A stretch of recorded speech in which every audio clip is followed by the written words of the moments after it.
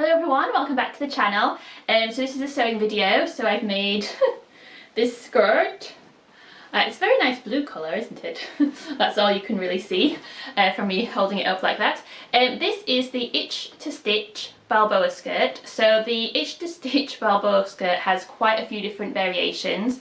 And so I made the handkerchief hem skirt version with some pink fabric that my sister bought me, that I will insert a picture of somewhere.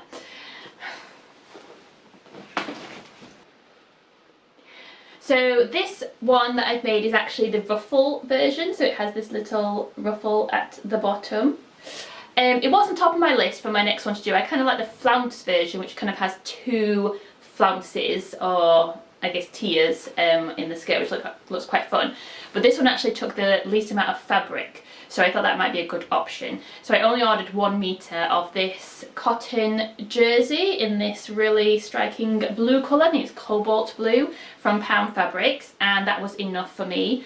I cannot remember what size I made it in. Possibly a size 8, but that's because it's American. It was either a size 8 or a size 6. I've gone up a size, kind of. So yeah, so obviously a bigger size would require more fabric. Yeah, so I'm quite pleased with it actually, and it was quite a simple make. So the Balboa skirt, like I said, it has a few different variations, but this one just has the front waistband, then the front skirt, which is almost a rectangle, and then the front ruffle piece, and then you have the back versions of all three of those. Pretty simple, except the front and backs are so similar. I think the front is just like a little bit bigger. I just kept getting them mixed up. So I'm not even 100% sure that I managed to get the fronts and backs like correctly on, and so some of the front and back might be the wrong way around. But I don't know, like, I don't really get why you need them to be different, because they're so similar, it doesn't make that much difference. I don't think it would really matter if you just cut out the same, like all fronts or all backs, to be honest with you. I mean, it's an elasticated waist, so it's not even like the waistband is that precise, and then the ruffle is obviously ruffled, as the name would suggest, and it's stretchy fabric. Like, I don't know, I don't really get that.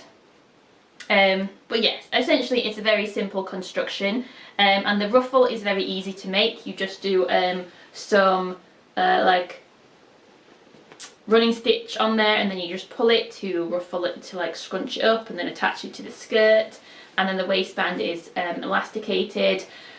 I do not care for the waistband construction. I think I said this last time with the handkerchief hem version that I made.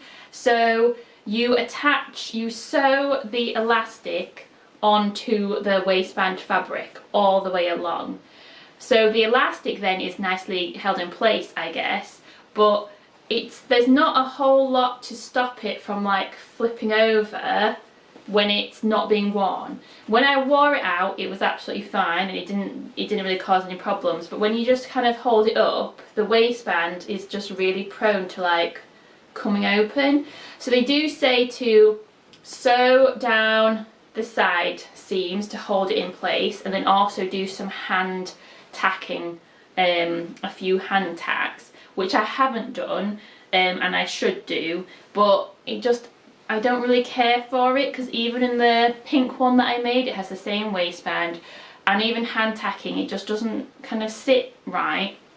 The other issue is that if you do make any mistakes with the waistband after you've sewn in the elastic, you're going to have to pick the entire thing, rather than it just being like a waistband, you know, tube that you feed the elastic into.